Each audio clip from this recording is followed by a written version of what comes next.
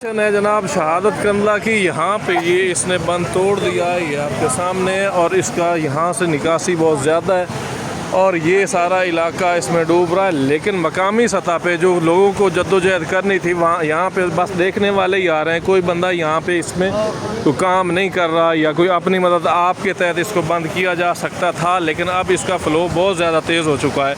तो ये परेशानी इस इलाके के लिए भी बन चुकी है।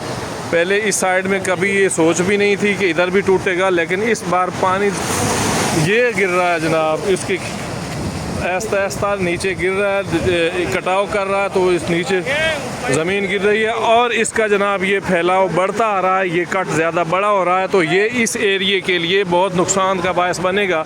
अभी तक कोई कानूनी लेवल पे, कोई सरकारी लेवल पे कोई बंदा नहीं आया, ना ही पुलिस आई है, लेकिन अभी पुलिस की गाड़ी सामने नज़र आ रही है। तो ये सूरत हाल है। केड़ी जाए शहादत कंदला है ना, मौजा शहादत कंदला। यहाँ पे ये इस वक्त दरिया टूट चुका है। इसकी बड़ी ख़तरनाक सिचुएशन है क्योंकि यहाँ पे दरिया का फ़्लो बहुत ज़्यादा है। तो आगे वीडियो को शेयर करें ताकि ये आगे वीडियो पहुँचे, इसके ऊपर कोई काम हो, इसका ये फौरी बंद किया जाए, वरना ये बहुत ज़्यादा नुकसान करेगा।